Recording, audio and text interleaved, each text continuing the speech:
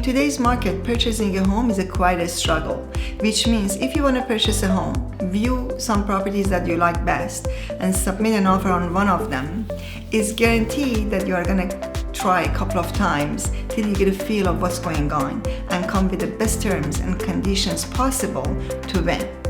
My name is Vlad. And my name is Mitra. And today we're going to give you 9 little-known ways of securing a house of your dreams in this absolutely crazy market. That's right. So the first question we want to cover is the issue of a deposit that is expected along with the offer, that consummates the offer, and every seller wants to see as large a deposit as possible. It is customary to submit 5% as a deposit with the offer.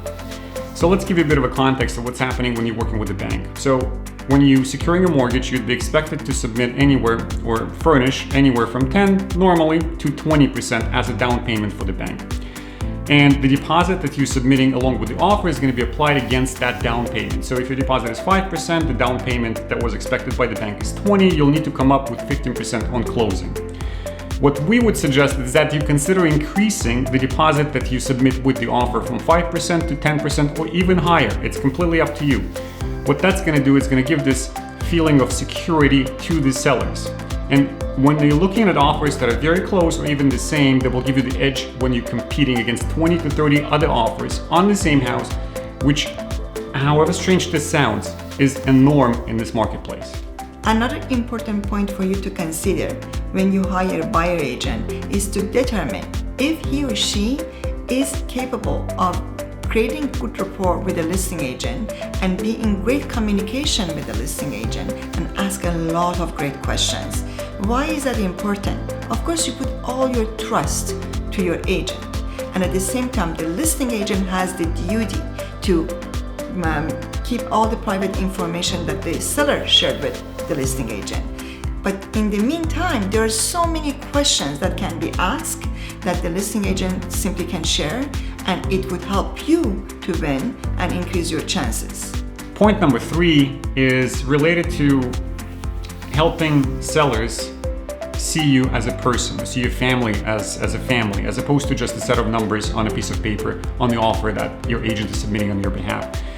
So it's often very beneficial for the process. And again, remember, we're working with razor-thin chances of winning a property. When there are 30 offers on the property, and again, believe it or not, this happens every single day in the GTA, in the Greater Toronto area. Every little thing counts for much. So if you were to write a personalized letter to the sellers, telling them about who you are, what your family does, what your hobbies are, and why you would be interested in buying this house in particular, they will no longer be viewing this just on the basis of, oh, let's see, the deposit was submitted was X, the purchase price is Y, the closing date is Z.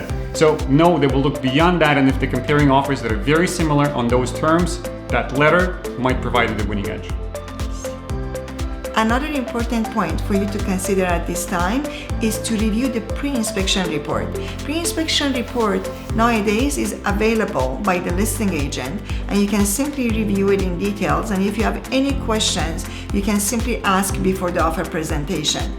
And if you're still interested in having your own inspection, then you can also order and inspect the property before the offer presentation, knowing that your goal is to be objective, knowing that if you are purchasing a home that is 40, 50, 60 years old, there will be always an issue, and what are really the things that you need to fix immediately and what are the things that needs to be fixed down the road. But this is going to help you to come strong on offer presentation and making sure that your offer is not conditional upon an inspection.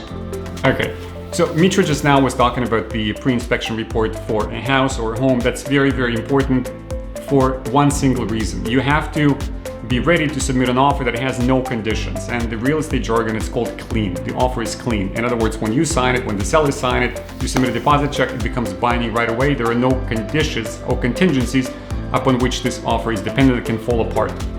So, down the same vein, it's very important if you buy in a condominium for you to have the opportunity to inspect the status report. The status report will give you an idea of the health of the corporation. First thing to look for, and this is something that your lawyer will do, not you, your lawyer will do because this is a part of the service that they provide, is to make sure that there are no judgments against the corporation. Second is to see whether the reserve fund that they have is enough to cover any contingencies that might occur with the building. They might need to repair the parking garage. They might need to do some repairs to the balconies. They might need to replace the windows. Those things are costly, and if the reserve fund is low, then it's going to be on you, the resident, and all of the other residents to share into the cost. And if something like that occurs, that's called special assessment. And this is not what you want to be in for once you buy a home. Another important factor for you to consider is the mortgage condition. And that's for two simple reasons. Number one, having the mortgage pre-approval is going to help you to know what's the maximum amount you can be qualified for. And perhaps you don't want to pass $1 million budget for a purchase. But if you know that you have been approved up to $1,050,000 or $1,100,000, that would allow you to have a wiggle room that just in case you are competing with another 20, 30 offers, then you know that is really the room that you can play with and submitting your best offer. And on the other hand, what is important for you to consider, if you are dealing with 30 offers that are competing with you, there is zero chance that you can win if you have a mortgage condition. Next point is very important, although it is very simple. You gotta have your bank draft ready and submit it along with the offer. You might want to send just a picture of the bank draft to the listing agent. If the offer presentation is in person, which doesn't happen a lot of the times nowadays, then the picture will do. What that tells the sellers is that you have the money to consummate the offer once it is accepted, if it is accepted. And it gives you an upper hand against anybody else that's submitting offers without the bank draft. So again, it's a small thing, but it may give you the edge that you need to win the property. Making a great impression on the offer presentation is the key. Till now, you have done your due diligence, you have the mortgage pre-approval, you reviewed the status certificate, you reviewed the inspection report, so your offer is clean with no condition, you have the bank draft ready. Now is a matter of the price. And if you're competing with 10, 20, 30 offers on the offer presentation, guess what? The offer price you are gonna put is gonna have a huge impact on whether the seller and the listing agent is gonna take your offer seriously or not at all. So if you think that your final price is $500,000 and you're coming with an offer of $460K, not only is not going to serve you, but most likely is going to literally put you in a position that that property would be sold, creating a new benchmark in the marketplace, and the next time that you are going to buy a property similar to that, you end up paying even more.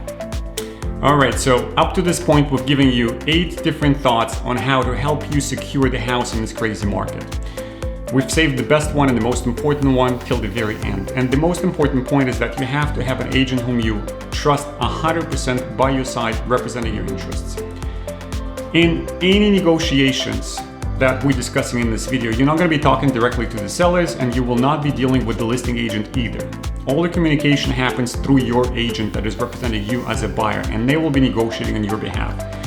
So you have to have 100% trust in what that agent is telling you in terms of what you need to do. They might suggest that you walk away from the house that you absolutely love. They might say that the status certificate is not to their liking, so you might want to drop the price a bit. Or conversely, they might say that in order for you to secure this property based on their knowledge of the market and on the number of offers that we have on this property and on all of their communication with the listing agent, you have to increase the price by just mere $10,000 to secure that sale. That's right. And you may have second thoughts thinking, oh, well, even though I have a $50,000 buffer, I don't feel comfortable because I may know better what the market conditions are. But the reality is you don't. So you have to have the trust in the agent that will help you through the process and will help you secure the property that you want. Okay guys, we are now done with the 9 points that we thought can be of value to you. If you would like to know more about purchasing a home and the whole process involved, give us a call. We would be happy to help.